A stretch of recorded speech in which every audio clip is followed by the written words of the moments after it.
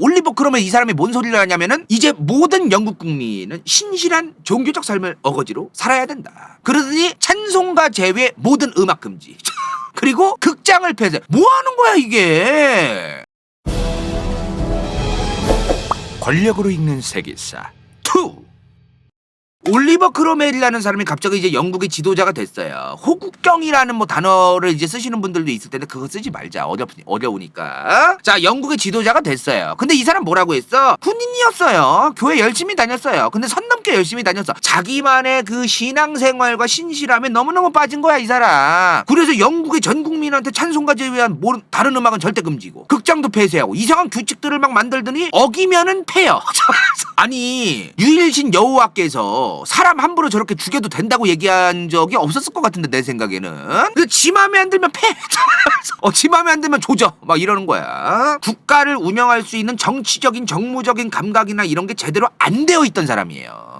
그리고 외교적 마인드도 개털이었어. 이 사람 문제가 많아. 정치인으로서 평가할 때 문제가 많은 사람이야 진짜로. 혹시 기독교의 그 역사 좋아하시는 목사님들 가끔 계세요. 근데 그 문제가 뭐냐면은 다 그러신 건 아닌데 이상하게 공부하시고 이제 그 올리버 크롬웰이 진정한 그 신앙심을 가지고 있던 사람이다.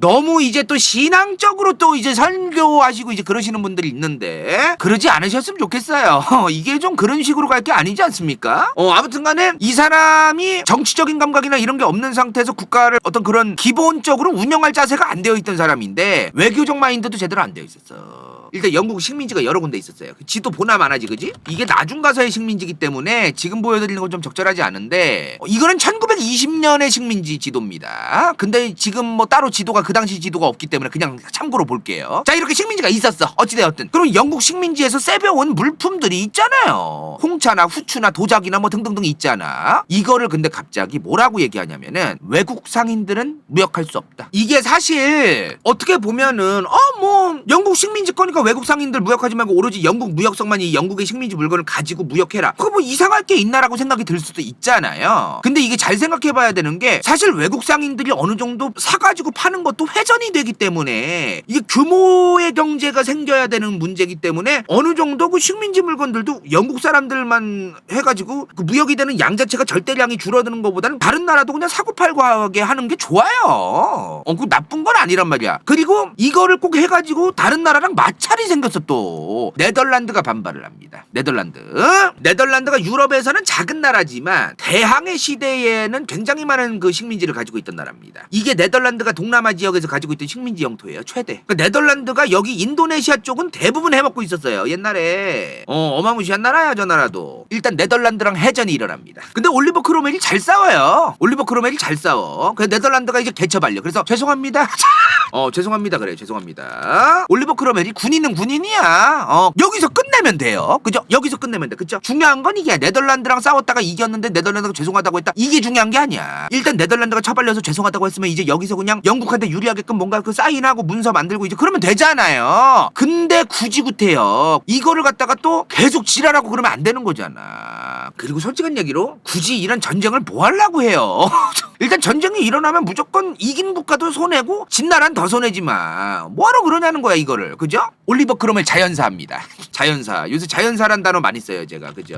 한문철 TV를 많이 봐서 그렇습니다. 올리버 크롬웰이 병으로 사망합니다. 병으로 사망하고 이제 리처드 크롬웰 아들이야. 아들내미한테 자리를 물려줍니다. 이제 영국의 지도자가 됐어요 이 사람이. 이때 개판이었어요. 일단은 군대를 장악해야 뭐가 되거든요. 항상 보면은 역사를 볼 때 군인은 군인들대로 파가 갈라지고 카르텔이 생겨서 군부가 형성됩니다. 귀족들은 귀족들대로 카르텔이 형성돼요. 그리고 리처드 크롬웰 아들내미죠. 아들내미. 아까 올리버 크롬웰의 아들. 너는 네 아빠보단 카리스마가 좀 없네? 아빠는 좀 그래도 아주 피도 눈물도 없고 카리스마가 있고 뒤질까봐라도 말 들어야 됐고 좀 그랬잖아요. 근데 이제 아들 크롬웰은 좀 애가 좀 카리스마가 없었나봐. 말을 좀 안 들었대요 다들 귀족들이. 대박인 게 뭐냐면은 8개월하고 때렸죠. 8개월하고 때렸죠. 애가 또 근성도 없어요 세상에. 요즘 애들 안 돼 이래서 여러분들 항상 그냥 정신력으로 그냥 딱 그 신조 있게 딱 그 어떤 헝그리 정신 가지고 좀 그래야지 8개월하고 때려쳐? 이거 아주 안 된다고 이게. 때려쳤어. 좋다 이거예요. 근데 이제 여기서 갑자기 귀족들이 이건 아닌데 싶은 거예요. 이거 사람들이 자꾸 착각하는 게 뭐냐면은 기존의 지도자가 갑자기 사라지면 다른 귀족들이 이제 내가 왕하고 싶다. 자연스럽게 이렇게 되는 게 아니에요. 왜냐하면 이런 것도 있거든. 일단 허수아비 왕, 허수아비 지도자. 국민들도 별다른 항의도 없어. 굳혀졌어 그냥. 국민들도 이제 적응했어. 적응함. 이 상태를 유지하면서 허수아비 지도자를 앉혀놓고 우리 귀족들이 뒷구녕에서 헤쳐먹는 거. 이 상태도 좋은 거란 말이에요. 근데 이런 상태에서 허수아비 지도자가 사라진 거야. 그러면 여기서 내가 왕이 이게 아닌 거지. 씨발 이건 좀 아닌 건데인 거죠. 뭔 말인지 이해되시죠? 요런 상황인 거야 지금. 아무리 우리가 귀족들이 우리 멋대로 하고 싶어도 지도자가 아예 이렇게 없어지는 건 조금 개반데 하는 거예요. 국가의 중심이 어느 정도 잡히긴 잡히잖아. 지도자가 있어야. 그래서 일단 귀족들이 다시 모여. 빨리 새로운 지도자를 앉혀야 된다. 그리고 우리 말을 잘 들어야 된다. 요 두 가지. 요 두 가지. 그죠? 요 두 가지가 중요하다. 그래서 아까 기억나시나요? 저번 편에서 말씀드렸는데 올리버 크로멜이 스코틀랜드로 도망갔던 애를 돈 주고 사와가지고 처형시켰다던 찰스 1세 기억나시나요? 찰스 1세 모가지 날아갔죠. 찰스 1세 모가지 날아가고 올리버 크로멜이 헤쳐먹다가 올리버 크로멜 죽고 나서 아들내미 리처드 크로멜이 8개월 하다가 때려친 상황에서 갑자기 귀족들이 찰스 2세를 데려옵니다. 찰스 1세 아들이야. 지들이 모가지 날리고 올리버 크로멜이 모가지 날렸는데 아들 다시 데려와요. 아들 다시 데려와. 자 다시 왕정이 시작됩니다. 다시 왕정이 시작돼요. 뭐 하는 짓인가 모르겠어요 이게 참. 그리고 이 양반이 왕이 되자마자 귀족들이 일단은 이런 얘기를 합니다. 찰스 2세 왕아, 일단 우리가 앉혀준 거 알지? 그리고 너 혹시 왕 돼가지고 복수하려고 하면 안 돼. 옛날에 네 아빠 돌아가실 때 참 우리도 안타깝게 생각한다. 근데 너 괜히 나중 가서 옛날에 우리 아빠 죽였던 거에 관여되어 있던 귀족이고 지랄이고 다 잡아가지고 모가지 날리자 이러면 안 돼. 일단은 요거부터 정하자 우리. 이제 요거부터 쇼부를 쳐요. 꼼꼼해. 귀족들이 꼼꼼해요. 영국 귀족들이 꼼꼼하더라고 일처리가. 일단 너 앉는 건 앉는 건데 왕자리에 네 아버지 모가지 날릴 때 관여했던 애들 다 사면부터 해줘. 요거 쇼부 딱 치고 이제 시작합니다. 꼼꼼해요. 꼼꼼해. 자 근데 역시나 이 복수심이라고 하는 게 저렇게 뭐 문서상으로 사인한다고 뭐 되는 게 아니죠. 시간 지나니까 약속 파토내기 시작합니다. 옛날에 우리 아빠 죽이는 거랑 관련해서 그 혁명 일으키고 이 올리버 크롬에 앉혀가지고 살치고 댕겼던 귀족 새끼들 다 잡아 족쳐야 된다면서 다 잡아 족치기 시작합니다. 그리고 뭐 좋다 이거야. 뭐 그거야 뭐 알바노고 뭐 지가 지 아버지 죽었는데 뭐 귀족들 몇 명 뭐가지 날리는 게 뭐 그렇게 국가에 뭐 흔들리고 막 국가가 흔들리고 그런 건 아니잖아요. 뭐 좋다 이거예요. 이 사람의 가장 큰 문제가 뭐냐면은 친프랑스 정책입니다. 프랑스랑 친해져서 베네핏이 있고 국가 이득이 있으면은 좋죠. 근데 무지성이야. 무작정, 굳이, 애써, 하필, 기어이 좀 이런 친프랑스 정책 안 해도 되는데 굳이 구태요. 왜 그러냐면 자 다시 한번 우리가 알고 가죠. 찰스 1세 삼촌이 올리버 크로멜이랑 잉글랜드 귀족들하고 맞다이를 까다가 모가지 날아가셨잖아요. 그때 이제 우리 찰스 1세 그래도 자기 자식들과 가족들을 사랑했어. 찰스 2세야 아빠 열심히 싸울게. 너는 일단 프랑스로 도망가 있어. 그래서 유년 시절을 프랑스에서 살았어요. 찰스 2세가 유년 시절을 프랑스 생활을 하다가 갑자기 너 왕 해줄 테니까 돌아와라 한 거야. 지금 상황이 그런 상황이었던 거야. 근데 프랑스 생활을 했는데 개차반 취급당하는 게 아니라 그러니까 이거 프랑스도 아주 머리가 좋은 거지. 아무리 프랑스 입장에서 저 찰스 2세 제가 영국 출신이더라도 극진히 대접을 해줬대요. 왜? 언젠가 다시 우리한테 기회가 올지 모른다 이거예요. 대접을 받았다 이 말이야. 대접을. 그래서 이제 프랑스에 대한 호감도가 어릴 때부터 있었던 거죠. 그리고 프랑스는 이미 이 정도를 계산하고 있었던 것 같습니다. 올리버 크로멜인지 지랄인지 저 새끼 저거 이상한 애다. 쟤 얼마나 갈지 모른다. 언젠가는 다시 영국 왕으로 결국에는 찰스 2세가 될 수밖에 없을 것이다. 왕이 계승법이라는 게 있는 법이에요. 아무리 찰스 2세의 모가지가 날아갔어도 다시 왕정을 부활시킬 때 그 왕위를 계승하는 건 법대로 해야 되는 거지. 그게 어느 정도는. 그러면 당연히 찰스 2세가 다음 왕인 거야. 그러니까 이런 빅피처를 보고 좀 직관력을 가지고 프랑스가 좀 잘한 거죠. 제가 볼 땐 프랑스가 머리가 좋았어요. 그래서 대접을 해가지고 이제 프랑스에서 이 찰스 2세를 잘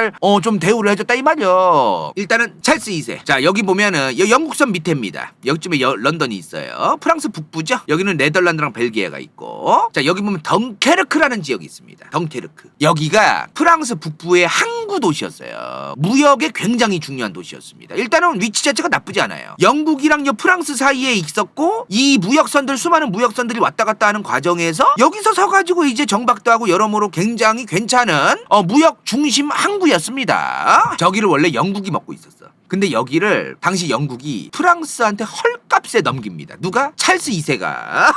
나는 프랑스밖에 없어. 내가 의지할 나라는 오로지 프랑스뿐이야. 자, 근데 찰스 2세가 박복해요. 운도 안 좋았어, 이 사람. 일단은 정치적인 어떤 그런 판단력이라든가 이런 것도 흐렸지만 하필이면 1664년, 1665년 요 2년 동안 전염병이 돕니다. 영국에서. 엄청나게 많이 죽어요, 사람이. 이때 런던이라는 도시에서만 7만 명이 죽습니다. 옛날에 런던이라는 도시에서 7만 명이 갑자기 죽었다는 거는 엄청난 거죠. 그리고 1665년, 좋다 이거예요. 1666년이 됐어. 런던 대화재가 일어납니다. 이때 집이 13,200채가 불에 타요. 13,200채. 런던 대화재 때문에. 이때 그래서 수많은 어떤 종교적인 자선단체들이 설립되고 막 그러거든요. 근데 이 새끼가 지 왕권이 불안정하니까 자선단체 설립을 금지시킵니다. 자선단체 설립했다가 이제 수많은 그 국민들이, 백성들이 야, 찰스 2세 이 씨발놈보다 이 자선단체가 훨씬 낫다. 자선단체의 대표가 갑자기 국민들을 위해서 제가 한번 정치해볼까요?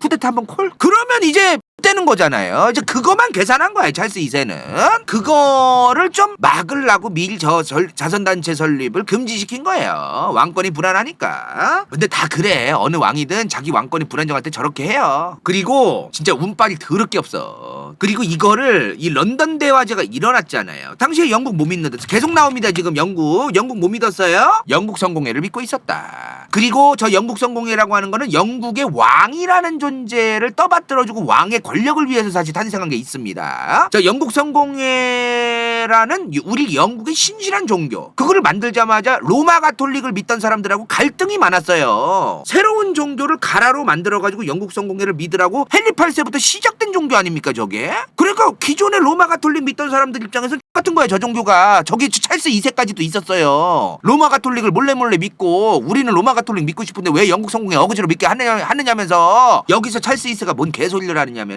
영국 성공회를 믿는 우리 대영국이란 국가를 망가뜨리려는 가톨릭 교도들의 엄청난 음해 공작이다. 이 새끼들 다 잡아 족쳐야 돼. 또 이런 얘기를 해, 막. 아무튼 이 지랄 해가지고 넘어갑니다, 일단은. 자, 민심이 흉흉했어요. 자, 그 다음, 찰스 2세의 동생.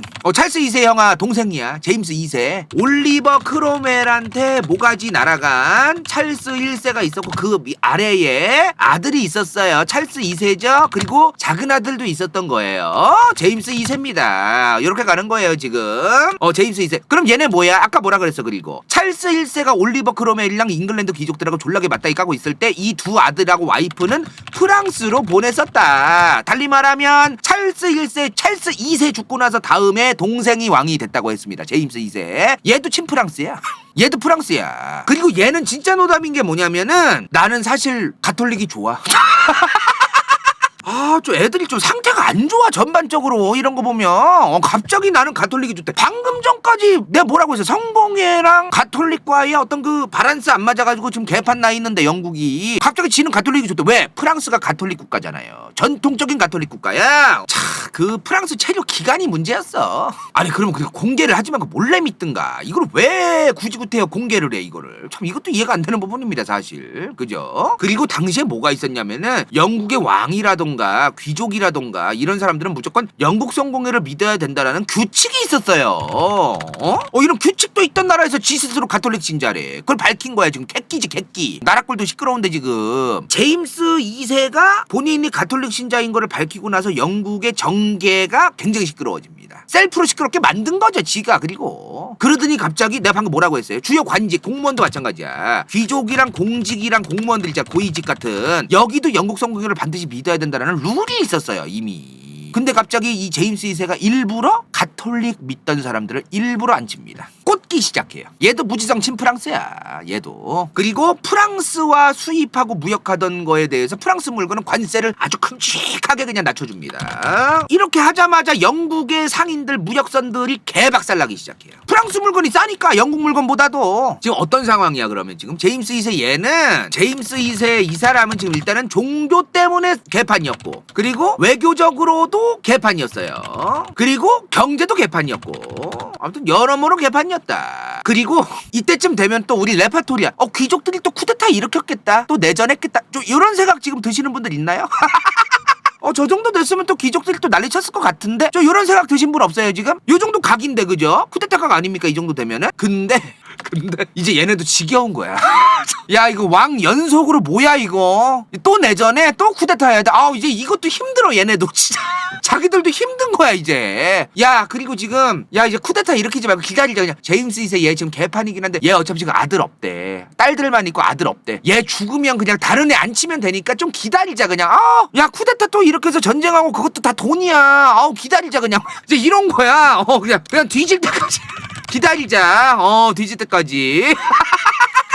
좀 그랬대요. 그래서 자연사 기다리고 이제 쿠데타 안 일으키고 좀 대기 탔대. 이렇게 귀족들이 생각을 하고 있는데 갑자기 제임스 2세가 나이가 50이 넘었을 때 아들을 낳습니다.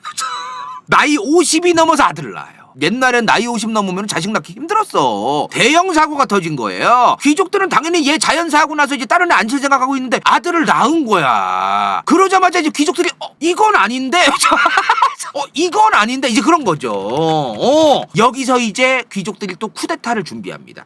이거는 불가피하다. 이 새끼 아들 되면 다. 이제 쿠데타 안 할라다가 해요 이제. 안 할라다가 해. 여기서 이제 이거 나옵니다 여러분들. 전 세계 3대 혁명이 뭐예요? 미국의 독립혁명, 프랑스 대혁명, 그리고 영국의 명예혁명이죠. 왜 3대 혁명인지 솔직한 얘기로 잘 모르겠어요 저는. 이게 뭐가 그렇게 명예로운지 모르겠어. 자, 1688년 영국 의회 귀족들이 비밀리에 만납니다. 그리고 만나서 제임스 2세의 아들이 왕이 되어서는 안 된다. 그리고 이 당시에 제임스 2세의 큰딸이 있었어. 큰딸. 제임스 2세의 딸이 있다가 이제 아들이 있었어요. 아들을 낳은 거잖아. 근데 이제 제임스 2세의 큰딸을 만나요. 그 귀족들이 가. 그래서 그 큰딸한테 가서 너가 왕하면 안 되니? 저 아들 새끼 절대로 안 될 것 같고 네가 하면 안 돼 차라리. 이제 그런 거야. 지금 어떤 상황이 있었냐면은 큰딸이 네덜란드에 시집을 가 있었어요 당시에. 당시 네덜란드 권력자의 와이프였어 큰딸이. 메리 맞아요. 근데 당시 네덜란드랑 영국도 사이가 썩 좋지가 않았었어. 아무리 사돈 관계였지만 언제든지 이제 그 네덜란드랑 조금 좀 틀어지면 전쟁 날지도 모르는 그런 게 있었단 말이야. 대항해 시대의 또 경쟁 국가였고 영국이랑 네덜란드가. 그리고 이 제임스 2세의 큰딸이 정치를 잘 몰랐어요. 일단 정치를 잘 모르는 애를 일부러 그럼 안 치려고 한 거냐. 당시 영국 귀족들은 이 제임스 2세의 큰딸한테 꽂힌 게 아니라 큰딸이랑 결혼했던 이 네덜란드의 당시 권력자 윌리엄 3세한테 관심이 많았습니다. 이게 메리야 메리인데 딸내미인데 큰딸 메리야. 그리고 남편이 네덜란드 이제 권력자야. 이제 윌리엄. 이 사람한테 관심이 많았던 거죠. 네덜란드 권력자였던 이 사람이 차라리 영국의 왕이 되고 중심을 잡으면서 우리 귀족들은 우리가 헤쳐먹을 수 있는 기회를 잡고 이런 식으로 가야지. 이거 안 된다 이거. 이렇게 된 거예요 이제 귀족들이. 불러. 야, 윌리엄 3세야 큰딸 메리야 도와줘라. 그래가지고 진짜로 얘네가 얘네들도 좀 패류나야. 메리랑 이제 윌리엄 3세가 얘한테는 지 아버지잖아요. 얘한테는 지 장인어른이잖아. 배 600척의 네덜란드 군대 15,000명을 태우고 런던으로 진격합니다. 런던으로 진격해요. 나이 먹고 아들 낳으신 우리의 제임스 2세. 제임스 2세가 개빡쳐서 아니 씨부레 이 딸을 낳았더니 이 개 같은 거 사위새끼랑 내 통수를 쳐? 그러고서 4만 명을 보냅니다. 지방권까지 개판 났었어요 저때. 자, 이렇게 싸워. 근데 4만 명을 보내 이제. 보냈는데 이 4만 명도 인간이 덜 된 인간이라고 생각을 했나 봐요. 너무 심하게 말하나 내가? 이 4만 명이 큰따님 메리 아니십니까? 네덜란드의 윌리엄 공 아니십니까? 이 씨발 제임스 2세가 저희를 보냈는데 저희 그냥 요 15,000명에 흡수될게요. 그래서 이제 여기로 들어가요. 이 4만 명이 등을 돌려. 제임스 2세가 긁어모은 4만 명이 여기로 들어가 갑자기. 꽤 많이. 다 들어간 건 아니지만. 그리고 저 4만 명의 군대 총사령관이 이 메리랑 윌리엄 공의 편에 서겠다고 얘기를 또 했어요. 저 제임스 2세가 4만 명을 보냈을 때 그 4만 명의 군대를 총사령관이 있었을 거 아닙니까? 그 총사령관이 이 사람입니다. 사실 닮진 않았어 내가 볼 때. 윈스턴 처칠의 조상 존 처칠입니다. 좀 닮은 것 같기도 하고. 닮았나? 아무튼 윈스턴 처칠의 조상이야. 존 처칠. 이 양반이 저 4만 명 데리고 이제 여기로 갔어. 투항하고. 자, 그래서 순조롭게 제임스 2세가 개박살나고 이 큰딸 메리랑 네덜란드의 윌리엄이 영국의 왕이 되는 거예요. 왕이 됐어. 그리고 이게 공동왕이 돼요. 공동왕. 근데 이때 그리고 솔직한 얘기로 제임스 2세를 안 죽였어요. 이게 좀 상황이 또 웃긴 게 뭐냐면 제임스 2세가 처음에 이제 도망을 가다가 잡혀. 도망을 가다가 딸내미랑 그 사위의 군대한테 잡혀요. 잡혔는데 그래도 우리 아빠인데 친아빠인데 그래도 노후를 좀 잘 지내게끔 우리가 좀 도와주자 해가지고 아빠 그냥 가세요. 한국까지 저희가 다시 모셔드릴 테니까 항구에서 프랑스로 망명하시는 길 저희가 배웅해드릴 테니까 프랑스로 가세요. 해서 프랑스로 보내. 장인이라서 봐준 거야 이제. 이 사람이 저 제임스 2세가 프랑스로 망명을 가요. 근데 이제 객기를 부려 노년에 1689년에 프랑스 태양왕 루이 14세 루이 14세 루이 14세가 지원을 해줘요. 루이 14세가 지원을 해줘서 내가 다시 영국의 왕이 되겠다고 쳐들어갑니다. 그리고 개박살나요. 개박살나. 개박살나고 프랑스로 다시 그냥 또 처발렸네 이 개 같은 거 하고서 이제 프랑스로 다시 돌아가는 길에 죽어요. 자연사에 자연사. 전쟁 중에 죽은 게 아니라 개 처발리고 돌아가는 길에 죽습니다. 그렇게 이제 영국의 공동국왕 윌리엄 3세와 메리 2세 이렇게 이제 공동국왕으로 취임을 합니다. 즉위를 해요. 근데 이거를 아까 뭐라고 했어? 지금 이 내가 방금 설명한 과정이 있죠. 이게 명예혁명이야 지금. 이게 명예혁명이야. 뭔 말이야? 피를 거의 안 흘리고 쿠데타를 일으키고 새로운 왕이 이제 즉위를 했으나 아주 스무스하게 피를 거의 안 흘리고 명예롭게 그 공동왕이 되었다. 그래서 명예혁명이라고 하는 건데 저는 사실 잘 모르겠습니다. 이게 뭐 그렇게 뭐 세계 3대 혁명까지 뭐 들어가야 되는 게 맞나? 저는 잘 모르겠어요 사실. 아무튼 교과서에선 그렇게 나오니까. 자 근데요 앉자마자 허수아비야. 국회의 귀족들이 당시 영국의 귀족들이 앉자마자 사인해달라고 종이 쪼가리 들고 갑니다. 종이 쪼가리 들고 가요. 그게 뭐냐? 권리장전입니다. 이게 권리장전이에요. 교과서에서 배우죠? 대략 내용 뭐예요? 왕이 멋대로 우리 귀족들의 동의 없이 법을 못 만든다. 집행도 못한다. 세금도 귀족들 동의 없으면 안 된다. 귀족들 동의 없으면 군대도 유지할 수 없다. 뭐 등등등이야. 그리고 국민들이 청원을 할 수 있는 그 청원권을 보장해라. 무언가 이제 위로 올려가지고 뭐 이런 거 요구하고 이제 그런 거 언론 자유 보장하고 자유를 보장해라 이 새끼. 왕 니네는 자유를 보장해라. 자유를 보장해라. 어떤 자유야? 귀족들의 자유. 해쳐먹을 자유. 처음에 영국의 역사를 보면은 계속해서 귀족들이 자기들 해쳐먹을 자유를 요구하는 거예요. 그러면서 결국에는 왕의 권력이 약화되고. 근데 이게 가면 갈수록 이제 어떻게 됐겠어요? 차츰차츰 이제 왕의 권력이 약화되고 귀족들이 다 해쳐먹고 귀족들이 정치를 하고 이렇게 됐겠죠. 근데 귀족들이 이제 정치를 하는 세상이 되면 이제 국민들이 백성들이 개빡치면은 이제 왕한테 지랄 안 합니다. 귀족들한테 지랄하지. 귀족들에게 지랄하고 이제 귀족들도 알겠어.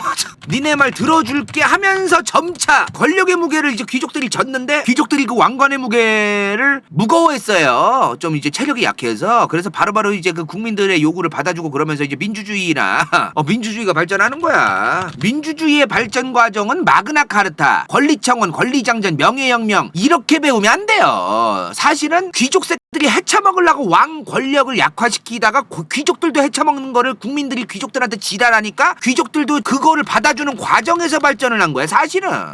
실제 본질은 이런 겁니다. 자 아무튼 간에 윌리엄 3세와 메리 2세도 이제 자연사합니다. 나이를 먹어서 나중에 죽어요. 그리고 나서 당시에 이 메리 2세의 여동생이었던 제임스 2세의 또 다른 딸이죠. 그러면 제임스 2세의 다른 딸이자 메리 2세의 여동생이었던 똑같이 생겼어 세상에. 앤 여왕이 집권합니다. 그리고 이 앤 여왕 때부터 영국은 이제 위대한 영국 그레이트 브레이튼 왕국으로 불리기 시작합니다. 자 1707년입니다. 이제 엄청 많이 왔어요. 우리가 벌써 이제 고대부터 시작해가지고 1707년까지 온 거야 지금.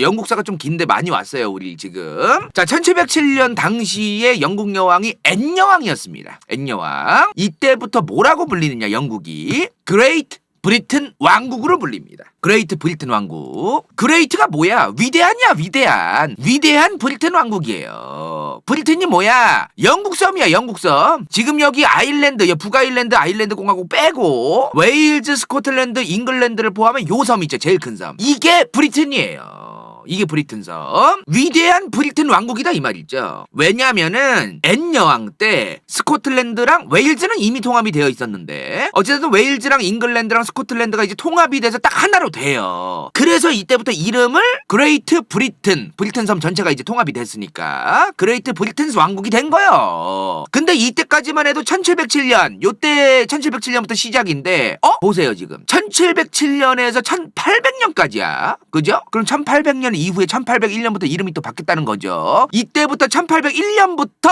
아일랜드도 이제 통합이 됩니다. 아일랜드도 합병이 돼요. 그래서 1801년부터 그레이트 브리튼 왕국 플러스 아일랜드 연합 왕국이야.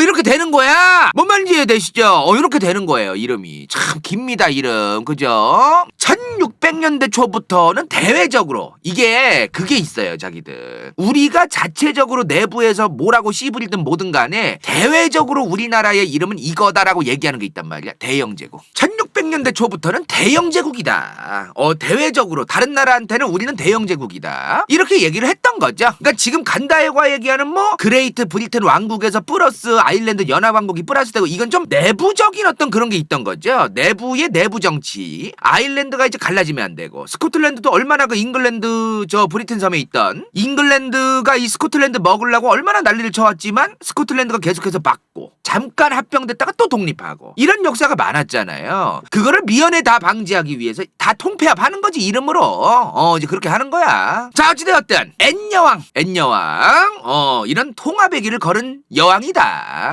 좋습니다. 그리고 지금까지도 이 앤여왕 때 확보한 영토를 아직도 영국이 가지고 있는 곳이 있습니다. 지브롤터 어디예요? 영국은 여기 있어요. 근데 지브롤터는요 프랑스에서 스페인 내려와서 모로코와 사이에 여기에 있는 이 지브롤터라는 데가 있어요. 지브롤터.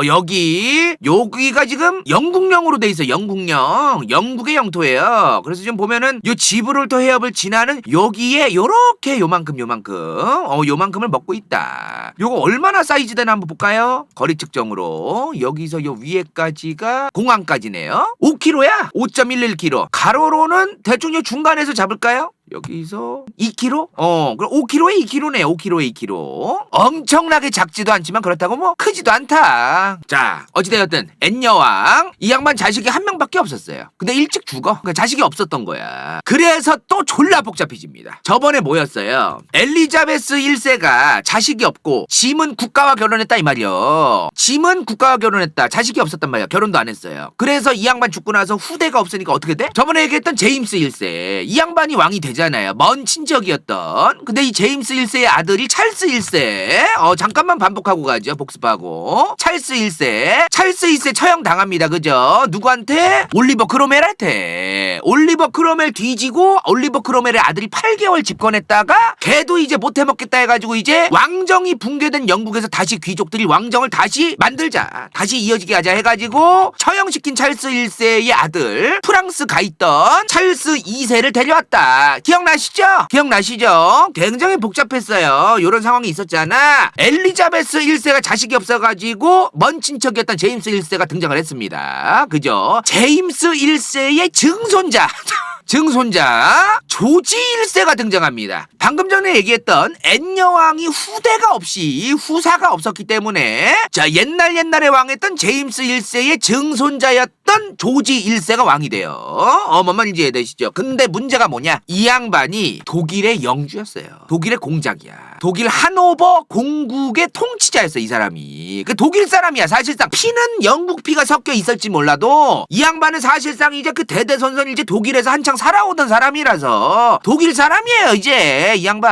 그러니까 어떤 상황이냐면은 일단 제임스 1세의 증손자라며 저 조지 1세가 제임스 1세의 딸이 있었어요. 그 딸이 독일 제후국으로 시집을 갔어. 자 일단 엘리자베스 1세 때 엘리자베스 1세 자식 없어서 먼 친척이었던 제임스 1세가 왕이 됐다 그랬어요. 근데 이 제임스 1세의 딸이 독일 제후국으로 공국으로 이제 시집을 갑니다. 독일 공국으로 시집을 가요. 결혼을 했어. 근데 이 독일로 시집간 딸이 또 딸을 낳아. 근데 이 딸이 또 다른 이제 독일 제후 사이에서 또 이제 딸을 낳고 이제 그런 과정에서 아들을 또 이제 다른 그 독일 공국이랑 또 결혼을 해서 아들을 낳아요. 그게 누구다? 조지 1세다 이 말이요.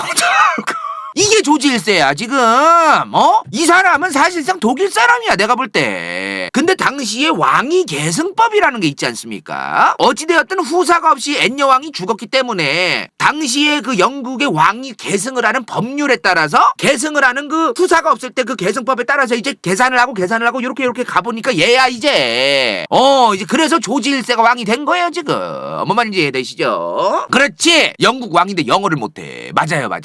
이 양반이 왕 됐을 때가 이제 1714년이야. 그때가 나이도 많았어요. 54살이야 54살. 그럼 이 사람은 뭐야? 당시 영국 왕 플러스 하노버 공국의 공작인 거예요. 둘 다 같이 하는 거야 지금 이 사람이 이제. 자, 일단 이 사람이 54살에 영국 왕이 됐어. 영어를 못해. 근데 제대로 된 국정 운영을 할 수가 없었죠. 요즘이나 솔직한 얘기로 대통령 하면은 주변에 딱 인맥 깔아놓고 이제 인력을 깔아놓고 이제 뭐 통역이든 뭐든 뭐 일 좀 잘 돌아가게끔 쫙 깔아놓잖아요. 자, 근데 그때만 해도 솔직히 영어 못하고 그러면 좀 답도 없지. 그렇죠. 그리고 이 사람이 영국의 왕으로서 본인이 영국을 다스리고 싶다라는 어떤 니즈가 별로 없어서 니즈가 욕심도 별로 없던 거야. 어차피 하노버 공국에서 공작하면서 잘 먹고 잘 살던 사람인데 그렇지 않습니까?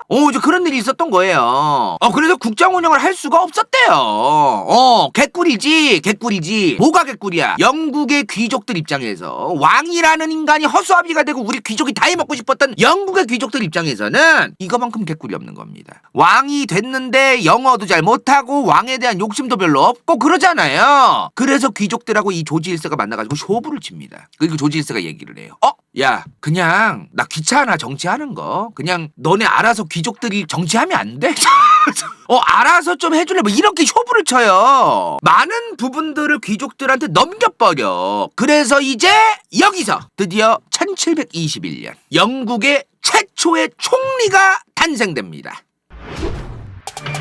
인생 동반자 저키 트라이뉴트리 간다요 후원자 왕가 당근 후처 vs 더 월드 은빛 마술사 최현경 간호낸 새벽인간 이름없음 XX129XX 선에커 잘맨 마티아슬리 갱다 정유진 시우필 탁성이 이건 재밌을지도 몰라.